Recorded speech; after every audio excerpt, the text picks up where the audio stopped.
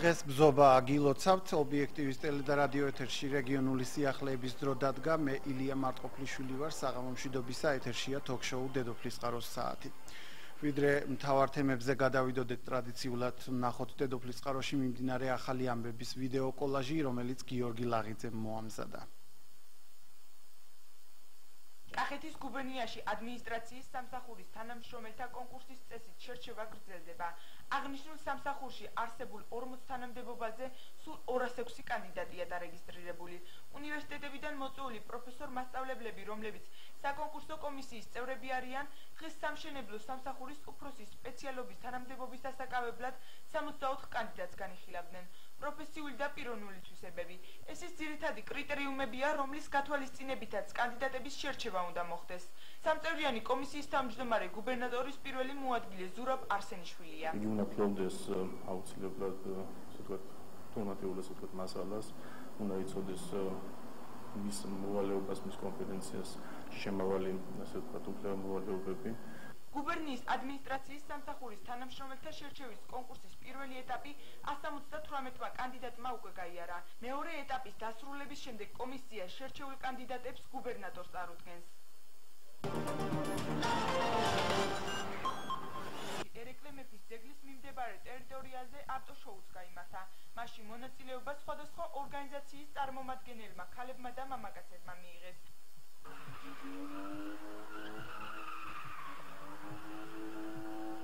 ღონისძიებას კახეთის გუბერნატორთან ერთად ადგილობრივი ხელისუფლების წარმომადგენლებიც ესწრებოდნენ. ჩვენი სურვილია რომ გავაძლიეროთ ქალი კანდიდატები წავახალისოთ, დავაინტერესოთ და უფრო აქტიურად ჩაერთონ პოლიტიკაში და ამასთან ამორჩევლებით უფრო გააქტიურდნენ, რომ ქალ კანდიდატებს დაუჭირონ მხარი და სოლიდარულები იყვნენ ქალებისადმი. დღევანდელი ღონისძიება ეს გამოფენა არის იმის ნიმუში, რომ ქალები ისევე წარმატებულები შეიძლება იყვნენ, როგორც მამაკაცები. გამარჯვებულები ფულადი პრიზებითა და კოსმეტიკური საშუალებებით დაჯილდოვდნენ. ყველაზე მთავარი რაც არის ღონისძიებაში მიიღეს ქალბატონებმა მონაწილეობა. რა თქმა უნდა, მამაკაცებმაც გამარჯვებული ქალბატონები დააჯილდოვა კომპანია A1-ის მენეჯერმა ანა ტაკისოვმა, დიდი მადლობა ანა. ეხლა კი მიმდინარეობს დრიფტის ტურნირი.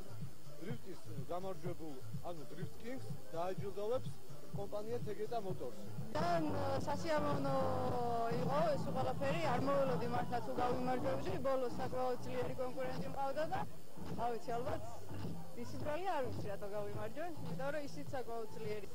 ორგანიზატორების განცხადებით, კამპანიის მიზანი იყო 2014 წლის თვითმმართველობის არჩევნების წინ ქალების მოტივირება. მონაწილეობა მიიღონ არჩევნებში როგორც კანდიდატებმა, ასევე მოსახლეობის ცნობიერების ამაღლება გენდერული თანასწორობისა და ქალთა პოლიტიკაში მონაწილეობის მნიშვნელობის შესახებ.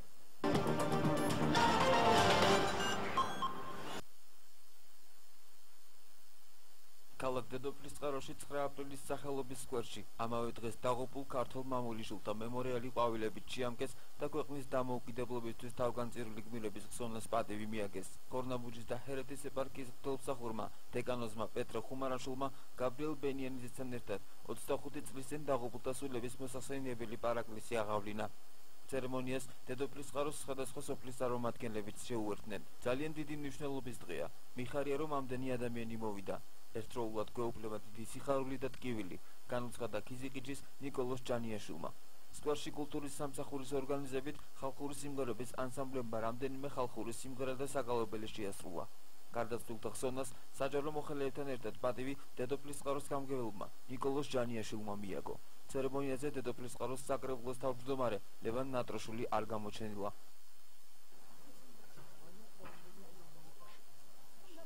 თელავში მდებარე მემორიალი ყვავილებით შეამკო კახეთის გუბერნატორმა ირაკლი შიოლაშვილმა.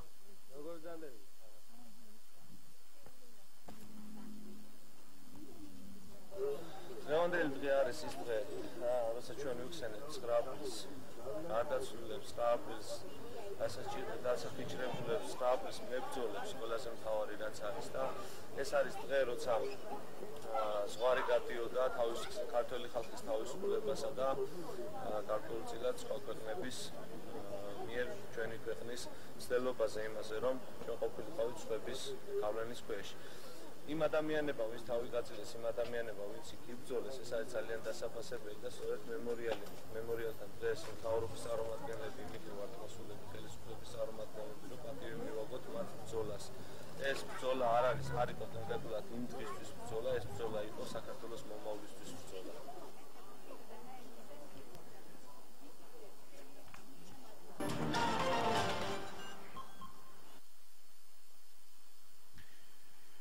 რა კავშირი აქვს ლევან ჯამალაშვილის, ნიკოლოზ შანშიაშვილის, ზაზა ფიროსმანაშვილის და დედოფლის წყაროს ყოფილ მაჟორიტარ დეპუტატ ავთანდილ ლეკაშვილის უკრაინასთან?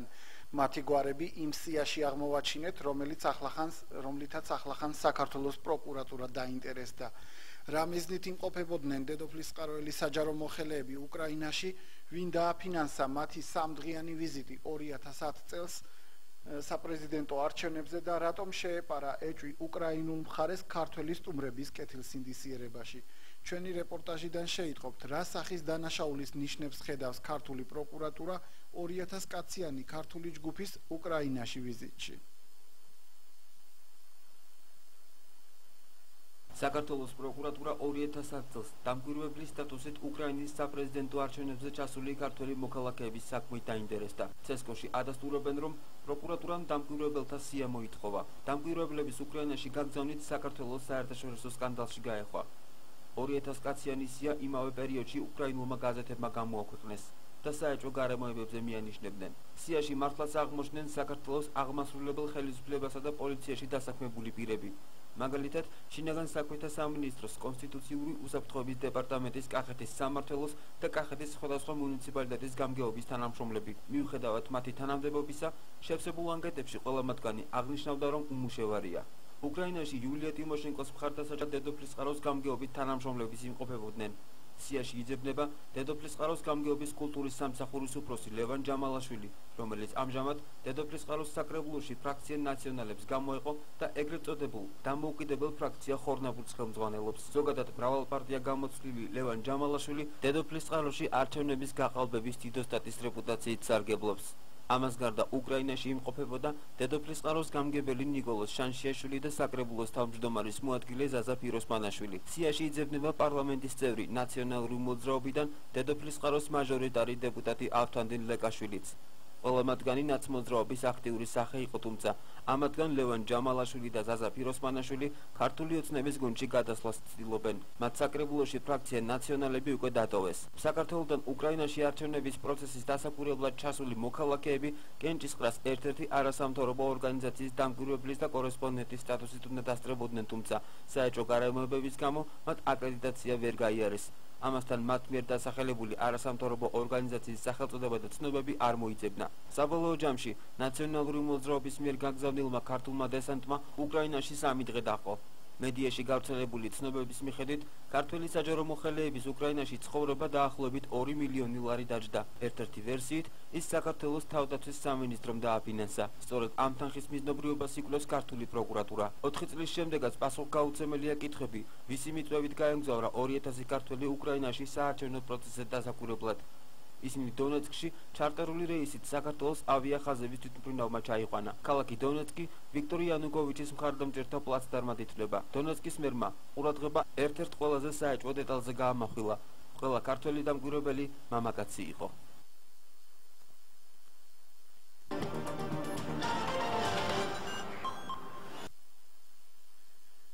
დაბრუნდით ეთერში, თქვენ უყურებთ დედოფლის წყაროს საათს. ქართველი ახალგაზრდები გაეროს შტაბ-ბინაში ახალგაზრდული ასამბლეის ზამთრის სესიებში მონაწილეობის მისაღებად იმყოფებოდნენ, მათ შორის დედოფლის წყაროელი სტუდენტიც იყო. ნიუ-იორკიდან საქართველოში დაბრუნებული ახალგაზრდების დაჯილდოების ცერემონია სასტუმრო შერატონ მეტეხი პალასში გაიმართა. დელეგატების დაჯილდოებაში ობიექტივის ერთ-ერთი პროდიუსერი თამთა ღლონტიც მონაწილეობდა. ჩვენი რეპორტაჟი. ახალგაზრდული ასამბლეის ზამთრის სესიებში მონაწილე ქართველ მოსწავლეებს და სტუდენტებს სიგელები გადაეცათ. სხვადასხვა უმაღლესი სასწავლებლის და სკოლის 25 დელეგატს პროექტში წარმატებული მონაწილეობისთვის სასტუმრო შერატონ მეტეხი პალასში სერტიფიკატები და სიგელები გადასცეს. მათ შორის დედოფლის წყაროელი სტუდენტი კავკასიის უნივერსიტეტის სახელმწიფო მართვის ფაკულტეტიდან 19 წლის სანდრო ხარაზიშვილიც მოხვდა. მოზარდებმა ამერიკის შეერთებულ შტატებშიც იმოგზაურეს. ნიუ-იორკში მდებარე გაეროს შტაბ-ბინაში ქართველი ახალგაზრდები მიმდინარე წლის სამთებერვალს ჩავიდნენ და რამდენიმე დღის განმავლობაში სხვადასხვა პროექტში აქტიურად ჩაერთნენ.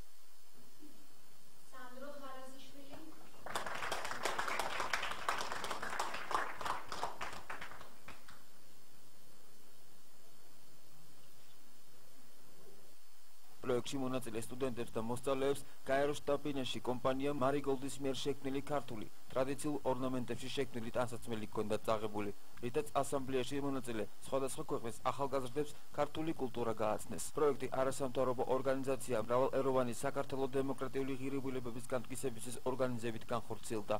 ახალგაზრდებისთვის სერტიფიკატების გადაცემის ცერემონიას სამთავრობო, არასამთავრობო და დიპლომატიური კორპუსის წარმომადგენლები ესწრებოდნენ.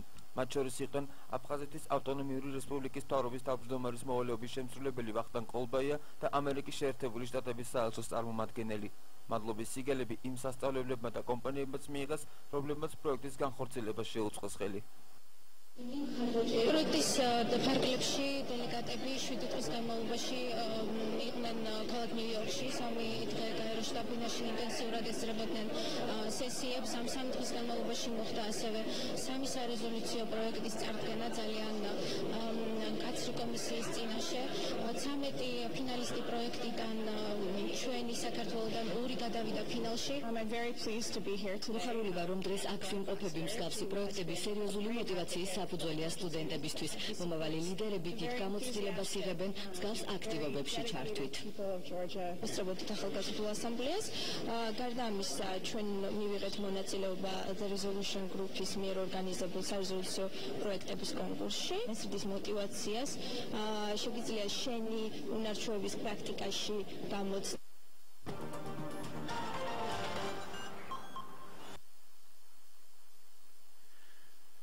მაშასე ამავე თემას გავშლით სტუდიაშიც. ჩვენი გადაცემის სტუმრები არიან სწორედ ამ პროექტის მონაწილეები, დედოფლის წყაროელი სტუდენტი სანდრო ხარაზიშვილი და კიდევ ერთი ამ პროექტის მონაწილე გიორგი კოპალიანი. საღამო მშვიდობისა, მადლობა სტუდიაში სტუმრობისთვის. სანდრო, პირველ რიგში მინდა კითხო, როგორ გაიგეთ ამ პროექტის შესახებ და რატომ ჩაერთეთ საერთოდ? ესე პირველ რიგში მოგესალმებით.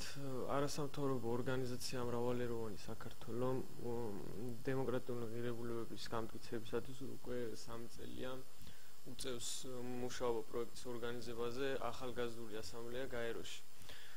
შარშან ჩვენი უნივერსიტეტის სტუდენტები იყვნენ ამ პროექტით დაინტერესებულები და მონაწილეობას ღებულობდნენ.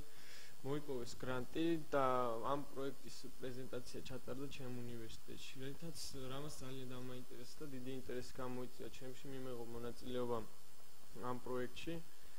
მე გახლავთ კავკასიის უნივერსიტეტის სახელმწიფო მართვის ფაკულტეტის სტუდენტი, რამაც დიდი როლი უნდა შეასრულა და ჩემი პროფესიული წინსვლისთვის და დიდად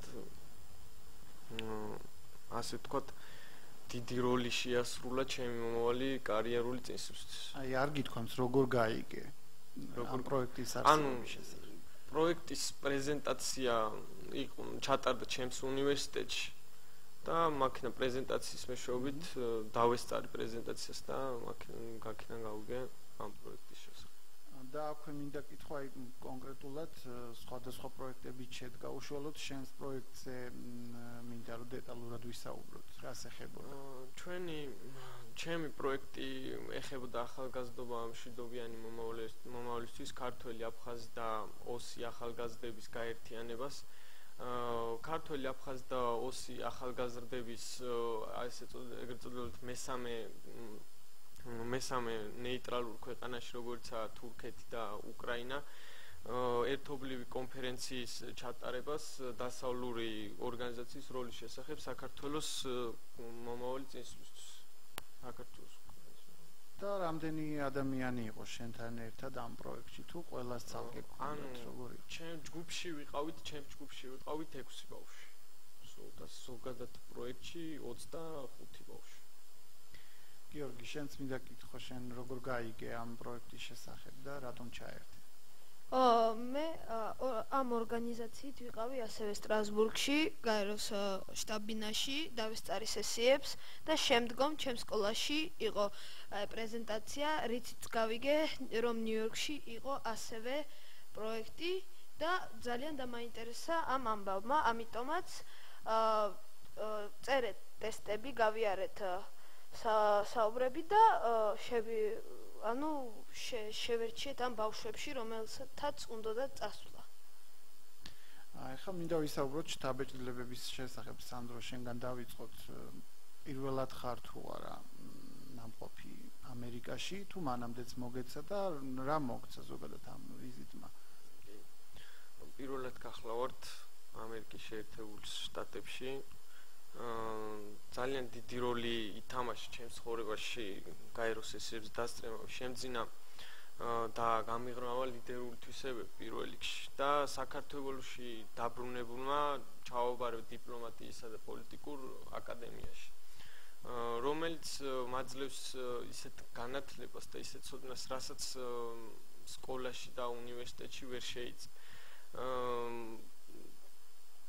რაც მნიშვნელოვანი ასევე აკადემიაში ძალიან დიდი როლი არის იმასთან, მე მაგალითად დიდ ყურადღებას ვამახვილებ იმაზე, რომ აკადემიაში თეორიასთან ერთად ვიღებთ პრაქტიკულ ცოდნასაც. ხვდებით ელჩებს, დიპლომატიურ კორპუსს, ბიზნესმენს და ძალიან ბევრ საინტერესო პიროვნებებს და მე მაგალითად ყველა ახალგაზრდას ურჩევ, რომ მონაწილეობა მიიღონ ასეთ პროექტებში და ასევე დიპლომატიასთან ამ კითხვით მინდოდა ხაზი გამესვა, რომ აი თქვენ სასაკში ყველას არ ეძლევა იმის შესაძლებლობა, რომ ამ ხელა ქვეყნებში იმოგზაურონ. უშუალოდ შენთვის აი რისი მომცემი იყო იქ მოგზაურობა?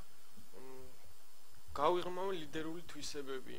საკმაოდ დიდი შთაბეჭდილებებით ჩამოვედი, იმიტომ რომ დავესწარით გაეროს სესიებს. ასევე ჩვენ ვიმუშავეთ სარეზოლუციო პროექტი, წარუდგინეთ ძალიან მკაცრი კომისიის წინაშე და ეს შანსი, რომელიც მომეცა, ძალიან ფართო მასშტაბებით შევეცადე, რომ გამომეყენებინა.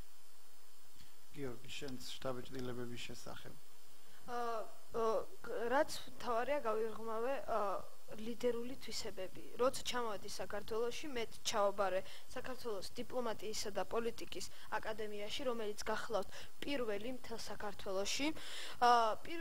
ამ პროექტს ხარს უჭერს ამერიკის შეერთებული შტატები და ეს პროექტი გვაძლევს იმ უნარჩვევებს, რომელიც მომავალში დაგვჭირდება აი მაგალითად ძალიან დიდ შეხვედრებზე.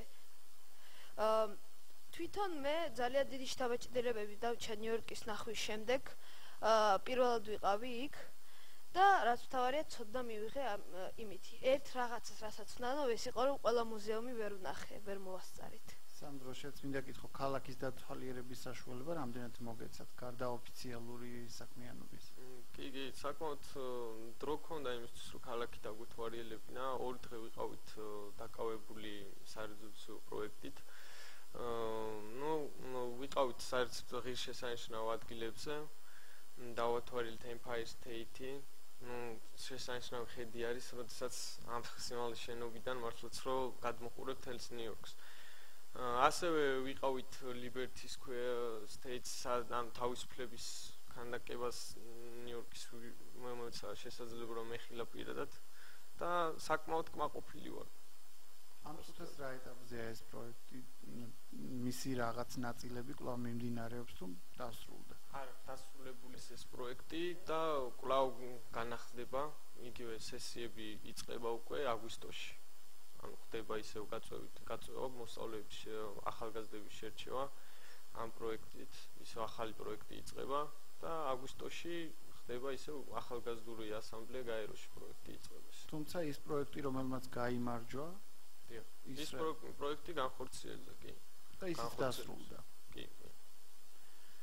კარგით, რამე თუ გინდათ და დავასრულოთ რამის დამატება. მე მოუწედებდი მაგალითად ყველა ახალგაზრდას, რომ მონაწილეობა მიიღონ ასეთ პროექტებში და რაც ძალიან დაეხმარება ქვეყნის წინსვლას და პატარა წვლილის შევიტანოთ ქვეყნის აღმავლობისაგან. დიდ მადლობას მოგახსენებთ მოსმენისთვის. ასევე ჩემი პროექტით გავიდა ფინალში და როცა დავბრუნდით საქართველოში, მრავალეროვანი საქართველოს დემოკრატიული ღირებულის გამტკიცებისათვის ამ ორგანიზაციამ მოგცა გრანტი $3000 და ივნისის თვიდან ვიწყებთ ამ პროექტის გადახორციელებას საქართველოში. ეს პროექტი შეიცავდა ეკო-ყუთების დამზადებას. ეს ყუთები დაიდგმება ჯერ სკოლებში და შემდეგ უნივერსიტეტებში, ხოლო კიდევ ბონუსად სადაც ტრიალებს ფურცელი ბანკებში და ასე შემდეგ. ხოლო თბილისში? თბილისში კი. მადლობა დიდი, უნდა დაგემშვიდობოთ, მადლობა სტუმრებისთვის, თუმცა მაყურებელს შევახსენებთ ჩვენ ქართველი მოსწავლეების ამერიკაში ვიზიტს კიდევ დაუბრუნდებით გადაცემის მეორე ნაწილში. მანამდე კი უნდა შემოგთავაზოთ კიდევ ერთი რეპორტაჟი დედოფლის წყაროში ელიას მთაზე ელია თესბიტელის მამათა მონასტრის მიმდებარედ კელიების მშენებლობა დასასრულს უახლოვდება. ბერები ამ დრომდე რკინის ვაგონებში ცხოვრობდნენ. კელიების მშენებლობა შემოწირულობებით მიმდინარეობდა, რამდენჯერმე გაიმართა საქველმოქმედო კონცერტებიც. ჩვენ ახლა შეგვიძლია ვნახოთ გია ყაჭაშვილის სპეციალური რეპორტაჟი ელია თესბიტელის მამათა მონასტრიდან.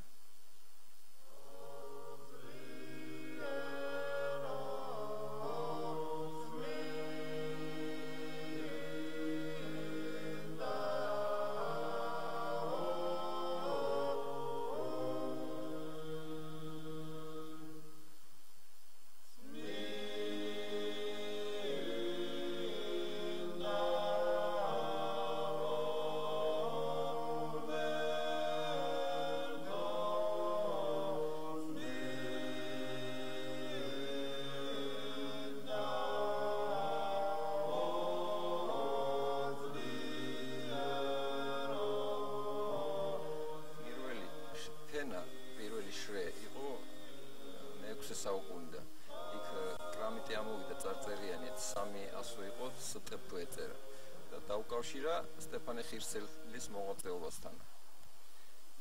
შემდეგი ფენები იყო, რამდენიმე ფენა იყო, იმიტომ რომ კრამიტების სხვადასხვანაირი შრეები ამოვიდა. 30-იან წლებში დაანგრიეს კომუნისტებმა. დაანგრეული. აღადგინეთ 2006 წელში. მცირე გრანტების პროგრამა იყო. იმის საფუძველზე დავიწყეთ და მე ხალხის დახმარებით მოქმედია ფაქტობრივად ფრესკებია გასაკეთებელი და აქ კელიებია გასაკეთებელი, აქ ბევრია კიდე სამუშაო.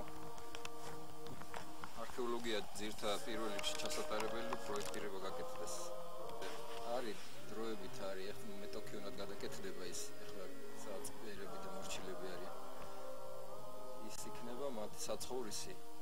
აქ რო დამთავრდება ყველაფერი ეს მონასტრული კომპლექსი რო აშენდება, მაშინ უკვე ყველა თავისი ადგილი ექნება. ტერასულად უნდა გაკეთდეს კელიები ცალ-ცალკე. სატრაპეზო და ისინი აქვე არქეოლოგია პირველ რიგში ჩასატარებელი, ფინანსები არ არის და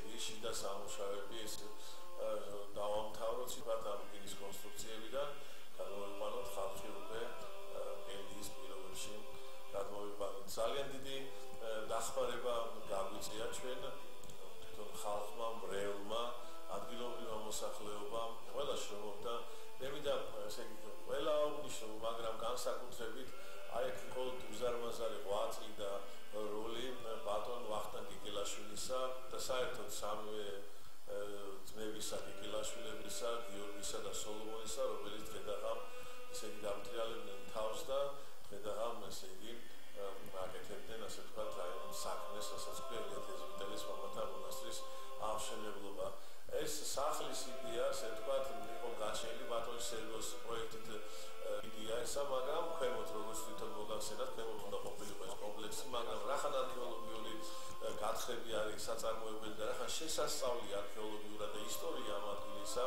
რომელიც დარწმუნებული ვარ რომ ბევრ ასე ვთქვათ კითხვის ნიშანს გასცემს პასუხს ამიტომ აი სახლი ასე ვთქვათ დროებით ავაგეთ რომ ვთქვათ სანამ არქეოლოგიური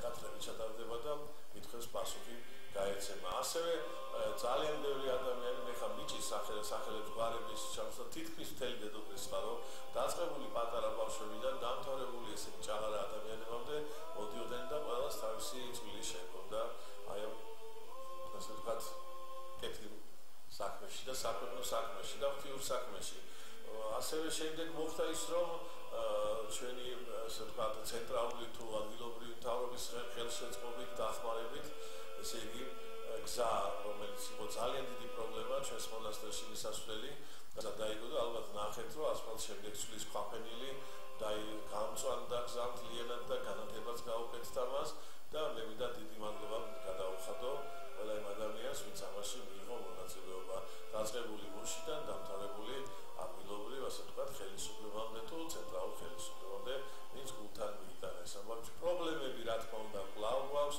პრობლემები არის წყალი პირველ რიგში გაზიც არ აქვს და ესეც ასე ვთქვათ დიდ პრობლემას წარმოადგენს და ალბათ ამასაც მოგვიწევს ფიქრი შემდეგში ელეთეზმიტელის სცენარი ურაგვისტოს ახალი სტილით მაშინ იცით რომ მთელი საქართველოს თითქმის მოედინება აქეთ უწყებნაკადად ხალხი და ზეიმობს ჩვენს გარდა ამისა მთელი წლის განმავლობაში აღესრულება წირვალოსა თუ სამონასტრო სხვა მსახურებანი სრულდება პარაკლისები და ყავს მრევლი ასევე მუდმივი მრევლი რომლებიც ჩვენთან ეზიარებიან ამსარებლები არიან და მეოხება შესთხოვენ ელია თეზმიტელს ისა მადლობა გადაუხადო ყველა იმ ადამიანს ვინც მოგვწონდა და ვინც კეთილი წვლილი შეიტანა იმ საქმეში რასაც ქვია ელია თეზმიტელის მამათა მონასტრის ფუნქციონირება და შეწევნა ერთმა გაგლოცოთ და განახილოთ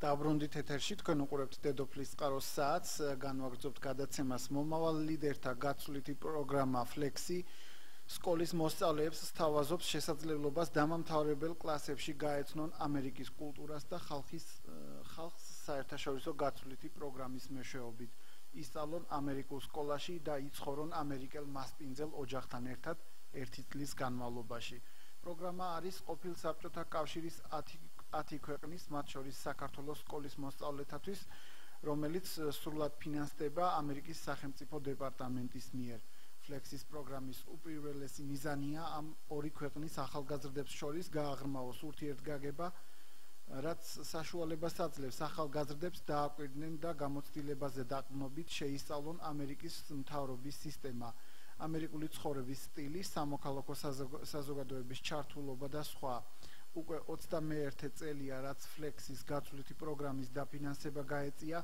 23000 სკოლის მოსწავლეს 2013 წელს 14800 სტუდენტი ჩაირიცხა ამერიკაში ფლექსის პროგრამის ფარგლებში და მათ შორის გასულ წელს 45 ქართველი იყო აქედან ყოველწლიურად დაახლოებით 10-15 უნარშეზღუდული შესაძლებლობის მქონე მოსწავლე მიემგზავრება შტატებში ამ პროგრამის ფარგლებში შეგახსენებთ ამჟამად ამერიკის შეერთებულ შტატებში დედოფლის წყაროს მუნიციპალიტეტიდან 2 მოსწავლე იმყოფება ქეთი ჩაფიაშვილი და ლევან ჩუთლაშვილი თუმცა გასულ წელსაც იმყოფებოდნენ ამ პროგრამით დედოფლის წყაროელი სტუდენტები მოსწავლეები უკაცრავად და სწორედ ამ თემაზე ვისაუბრებთ.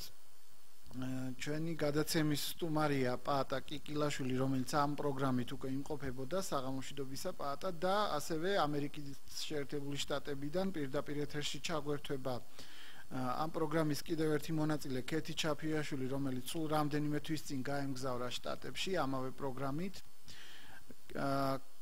ქეთი, პირველ რიგში შენ მინდა გკითხო, რატომ დაინტერესდი ამ პროგრამით და რა იყო თუ არა რისკი, როდესაც არასრულწლოვანი გოგონა ამ ხელამანძილზე მიდის სრულიად უცხო ქვეყანაში?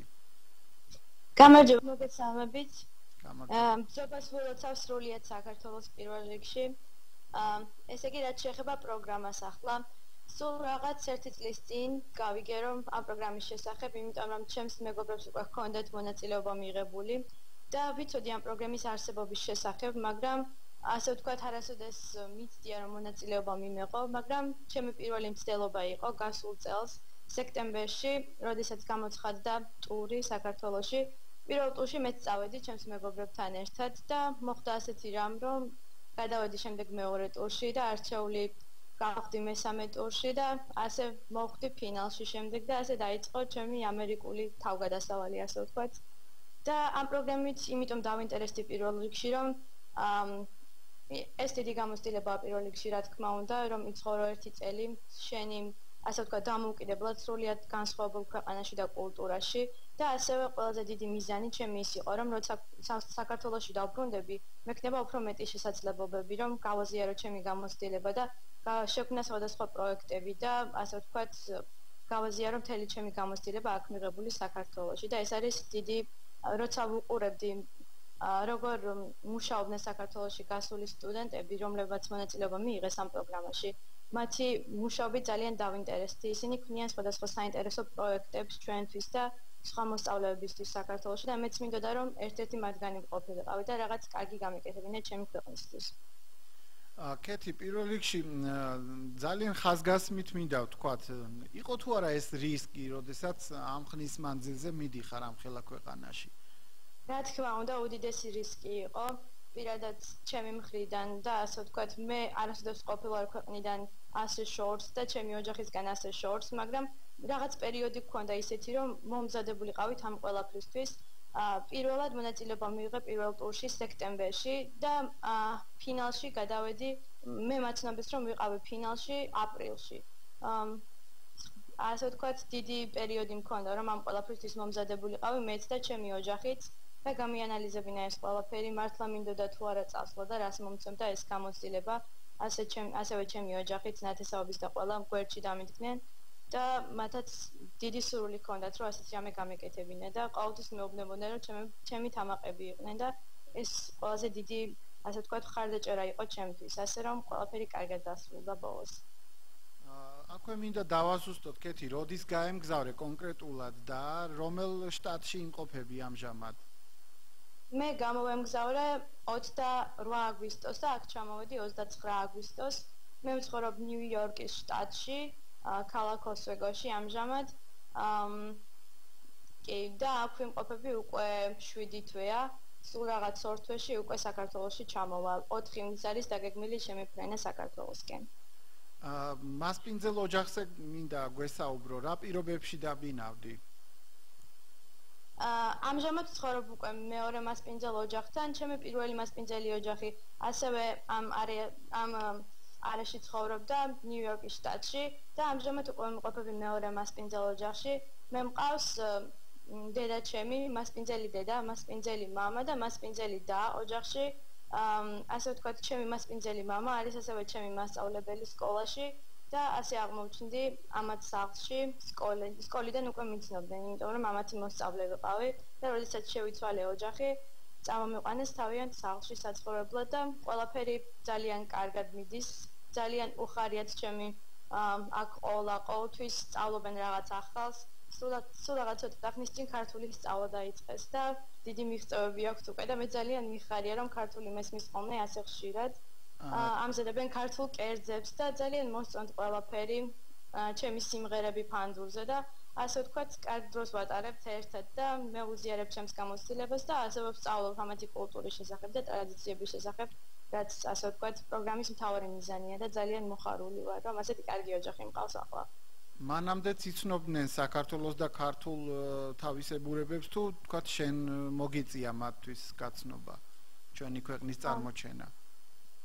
დიდი პატივია ჩემთვის, რომ მე ვიყავი პირველი ადამიანი, ვინც ამათ მოუთხრა საქართველოს შესახებ, იმიტომ რომ დიდი ინფორმაცია ძირითადად არ აქვთ აქაურ მოსახლეობას საქართველოს შესახებ და უმეტესწილად მათ გონიათ, რომ ასე ვთქვათ, ჯორჯია, როგორც ინგლისურად ასე ჟღერს, ამათ გონიათ, როგორც ამერიკის ერთ-ერთი შტატი და დიდი პატივი იყო ჩემთვის, რომ მეცნობებინა ყველასთვის, რომ არის ქვეყანაც ასეთივე სახელით, რომელსაც სრულიად განსხვავებული სახელი აქვს ჩემს ენაზე და ყველაზე მეტად ამის გაგონებას სიამოვნებთ, როდესაც ვამბობ საქართველო არის ჩემი ქვეყნის ნამდვილი სახელი და არანაირი კავშირი არ აქვს იმ სახელთან, რომელსაც მოიხსენიებენ ერთ-ერთ შტატს ასევე და ასე ვთქვათ, ადაპტაცია რამდენად გაგიჭირდა, როგორი იყო შეგუების პროცესი პირველ ხანებში და რამდენხანს გაგრძელდა ეს ვადა? მინდა გითხრათ, რომ ეს პროცესი დღემდე გრძელდება, რა თქმა უნდა. ეს ძალიან რთული იყო, იმიტომ რომ ყველაფერი განსხვავებულია აბსოლუტურად ოჯახში ცხოვრება თუ სკოლის ცხოვრება. და რა ვიცი, დიდი ასე ვთქვათ, დაბრკოლება იყო თავიდანაც გადასალახად და დღემდე გრძელდება, ნამდვილად ვიტყოდი, იმიტომ რომ ყოველდღე ისეთი რაღაც ახალი ხდება, რომ გონია, რომ ამდენი დრო მაქვს გატარებული და უკვე უნდა ვიცოდე, მაგრამ მოულოდნელობებით მაინც სავსეა თითოეული დღე. ამიტომ ეს პროცესი რთულია, მაგრამ ასევე იციან ამერიკელებმაც, რომ ჩვენ ვართ განსხვავებული კულტურის წარმომადგენლები და ყოველთვის ცდილობენ, რომ დაგვეხმარონ გვერდში დაგვიდგენ და ასე ვთქვათ, ჩემი ოჯახის დახმარებით, ჩემი საყვარელი ხალხის დახმარებით საქართველოს. აი ჩვენ ნახეთ ფოტო კეთი, სადაც ქართულ სამოსში გამოწყობილი რაღაც ღონისძიებაზე ხარ.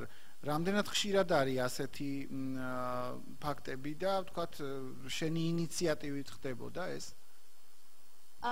ჩემი ინიციატივით ხშირად დამიკრავს და მიმღერია სხვადასხვა ღონისძიებებზე, მაგრამ ეს კონკრეტული პროექტი იყო ნიჭიერი ჩემს სკოლაში.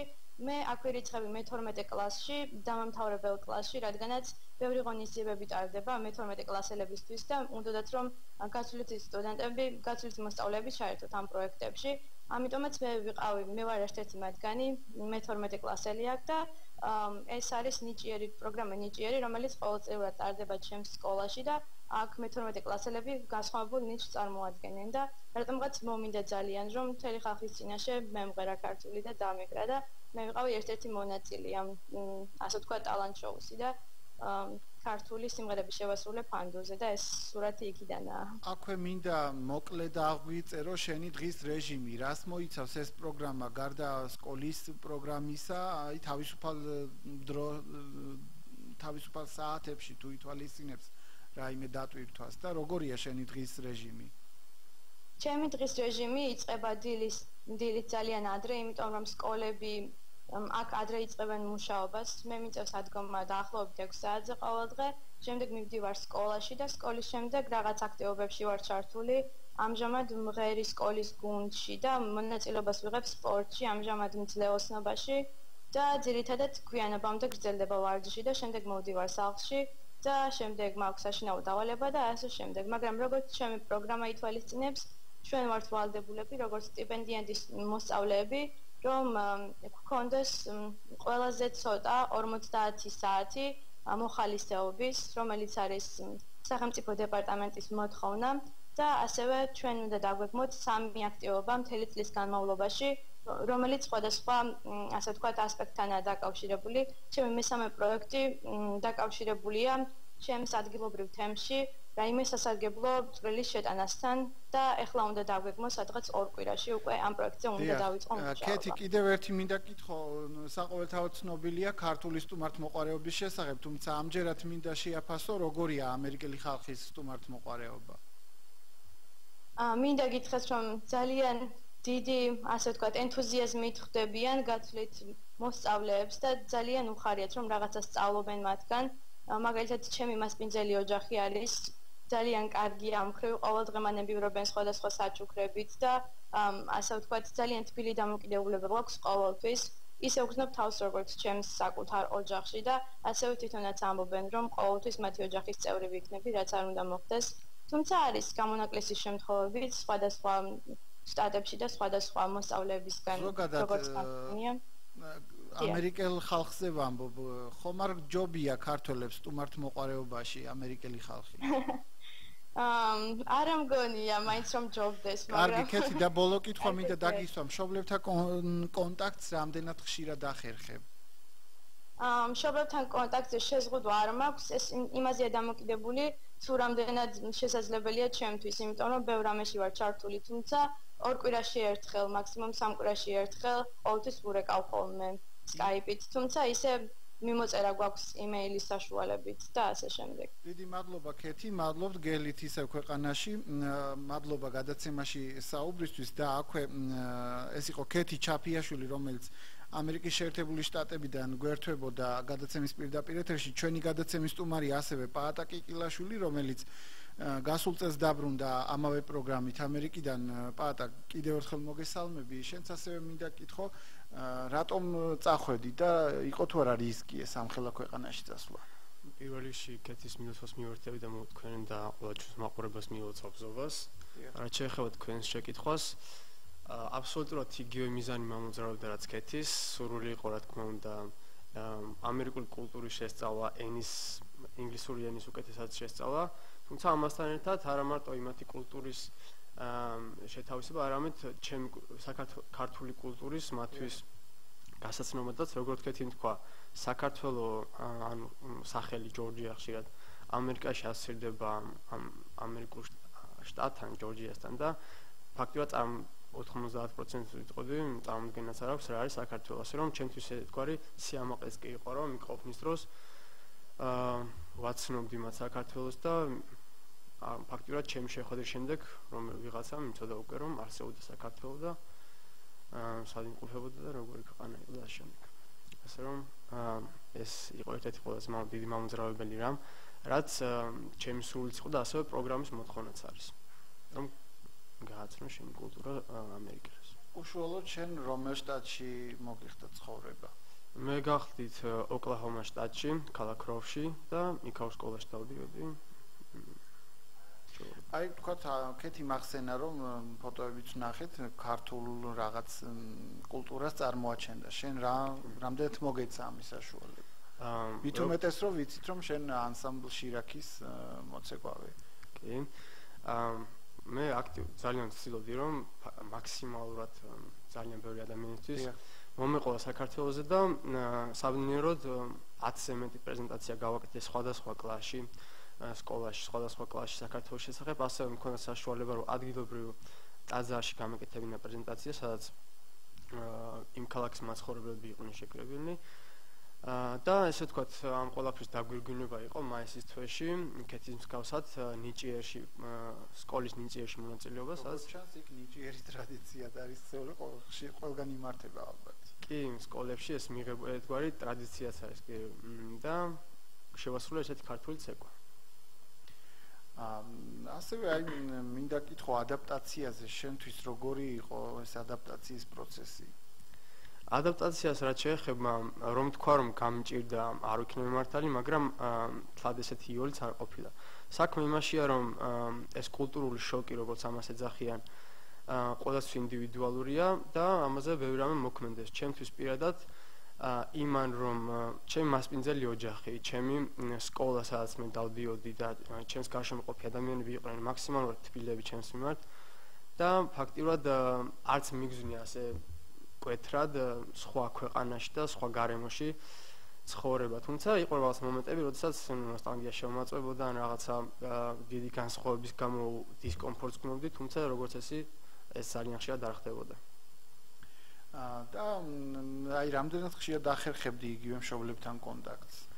მშობლებთან კონტაქტს ასე თუ ისე ახერხებდი დაახლოებით თვეში ერთხელ, თვეში ორჯერ. თუმცა კეთის გავსად უფრო მიწერ-მოწერა ქონდა იმეილის საშუალებით. და რატომ არის შეზღუდული, რომ თქვათ აი ამ 1 წლის განმავლობაში დაბრუნდე ქვეყანაში თუნდაც 1 კვირით და ისევ ეს ფინანსური პრობლემაა მხოლოდ თუ თქვათ არც გაცდენას არ დაუშვებენ თუნდაც ერთი კვირით. იყო საშუალება რო თქვა ერთი კვირით მაინც საქართველოში დაბრუნდეს პროგრამის მონაწილე. იცით ეს ერთგვარი ჩანაფიქრია იმას დაკავშირებით რომ შენ მაქსიმალურად გამოგცადონ ასე ვთქვა. კი, მაქსიმალურად შეეჩვიო დამოუკიდებელ ცხოვრებას, როდესაც იცი რომ 6 კვირაში ბრუნდები საქართველოში და ისევ გამოიცვლი გარემოს, ეს შენთვის არის ცუდი, იცით? როდესაც ეს მოლოდინი არ გაქვს და იცი რომ ფაქტიურად შეუწყვეტილი 9-10 დღის განმავლობაში არ მიდიხარ, უფრო ცდილობ რომ შეგუგვაროს და ასე ვთქვათ, ბოლომდე აითვისო ეს კულტურა და სხვა ჩემი ნაცნობების გამოსილებით ვიცი რომ რომლებიც ჩამოდიან ხოლმე საქართველოში, ვიცი რომ ადვილი არ არის, როდესაც ჩამოდიხარ ერთი კვირა ისე საქართველოში ცხოვრობ რაღაც მონატრებული და მე ისევ მიდიხარ უკან, ასე რომ კარგიც არის რომ მე ვფიქრობ რომ ასე თუ ისე პლუსია რომ არ ჩამოდიხარ საქართველოში ერთი კვირით. თუმცა უკვე რა პერიოდია რაც ქვეყნიდან დაბრუნდი?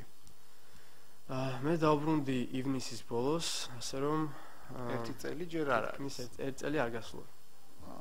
აი ქართულ რეალობასთან რითი შეიცვალა თქვათ რომ დაბრუნდი, რამე ცვლილება აღმოაჩინეთ ჩვენს ქვეყანაში? კი, რაც შეეხება თვითონ ისევ გარემოს გამოცვლას, ეს ძალიან არ, მაგრამ რთული პროცესი იყო ჩემთვის, იმიტომ რომ უკვე შეჩვეული ასე თუ ისე ვიყავ შეჩვეული ამერიკულ ცხოვრებას ასე შემდეგ და ისე უკავ დავბრუნდი ახლიდან მომიწია. რა თქმა უნდა ესეც არ იყო ძნელი ისე ოჯახი დამეხმარა ამაში და ასე შემდეგ, მაგრამ მაინც იყო ხო რაც შეეხება ცვლილებებს საქართველოში, შემიძლია ვთქვა რომ დადებითი უფრო მეტი დახვდა ვიდრე უარყოფითი, ვთქვათ ეს სხვადასხვა ინფრასტრუქტურული პროექტები რაც დედოფლის წყაროში განხორციელდა, ჩემს პირადად აღმოჩენა იყო, იმიტომ რომ ძალიან ბევრი რამ გაკეთდა და სიურპრიზი იყო, ასე ვთქვათ, ჩემთვის. იქ ყოფნისას არ ქონდა საშუალება, ვთქვათ, ქვეყანაში ან რაიონში მიმდინარე ამბები, მედია საშუალებებით ან რაიმეთი შეგეტყო. თვალყური გედევნები. მაქსიმალურად ვცდილობდი რომ თავისუფალ დროს გამეგო ბევრი რამ საქართველოზე. ტელევიზიას ანუ ვერ უყურებდი, იმიტომ რომ ესეთი ონლაინ ქართული არხების ჩვენება ამერიკაში აკრძალულია სხვადასხვა პროტოკოლების და გამო, თუმცა მაქსიმალურად კითხულობდი სხვადასხვა ელექტრონულ გაზეთებს და იქიდან ვინგებდი საქართველოში მიმდინარე პროცესების შესახებ. და ბოლოს მინდა კითხვა, რო ჩამოხვედი, თქვათ, იქ დაგროვილმა გამოცდილებამ რა მოგცა? ეს ძალიან დიდი თემა, ძალიან ბევრი რამ შევიძინე, ისეთი რაც ახლა გამომადგა. პირველ რიგში დავიწყებ იქიდან, რომ დამოუკიდებელი ცხოვრება შენ დამოუკიდებელი მნიშვნელოვანი გადაწყვეტილების მიღება დამოუკიდებლად ეს ძალიან დიდი ერთ-ერთი ყველაზე დიდი უნარჩვეა რაც მივიღე და ძალიან ხშირ თითქმის ყოველდღე ვიყენებ ამას. ასევე ენა, რომელიც ძალიან ფიქრობ საკმაოდ გავიმჯობესე, უკვე თავისუფლად შემიძლია ვისაუბრო და მოვისმინო ინგლისური ენა. ამას გარდა უცხო ადამიანებთან ურთიერთობა, ისეთ უცხო ადამიანებთან, რომლებიც არა მხოლოდ შენც უცხო არიან, არამედ სხვა ენაზე საუბრობენ, სხვა კულტურაში ცხოვრობენ და ასე შემდეგ, ასე რომ ეს უნარჩვევები შემიძლია უკვე რომ საქართველოშიც საკმაოდ ხშირად გამოვიყენო და კარგადაც. დღეს რა საქმიანობა ასე ვთქვათ? ამჟამად გახლავართ სტუდენტი, სწავლობ თავისუფალ უნივერსიტეტის ბიზნეს ფაკულტეტზე და სხვათა შორის ის უნარჩვევები რაც ამერიკაში შევიძინე უნივერსიტეტში საკმაოდ ხშირად ვიყენებ, ეხება ეს უცხო ადამიანთან ურთიერთობას, გადაწყვეტილების მიღებას თუ ასე შემდეგ. ანუ უმაღლესში ჩაბარებაშიც გარკვეულწილად დაგეხმარა იქ მიღებული გამოცდილება და ცოდნა. კი, იტყოდი რომ დამეხმარა. სამწუხაროდ ჩვენი დრო ამოიწურა, უნდა დაგემშვიდობოთ. მადლობა სტუმრობისთვის. კიდევ ერთხელ ყველას გილოცავთ ბზობას. ეს იყო დედოფლის წყაროს საათი. მე ილია მარტყოფლიშვილი ვარ და დაგემშვიდობებით და შეგახსენებთ, რომ ყოველ კვირას 17 საათსა და 30 წუთზე დედოფლის წყაროს საათი თქვენთან შესახვედრად ემზადება. მე გემშვიდობებით. დღევანდელი გადაცემის განმეორებითი ჩვენება კი ღამის პირველის ნახევარზე შეგიძლიათ ნახოთ. დიდი მადლობა რომ გვიყურებთ და ენდობით ობიექტივს.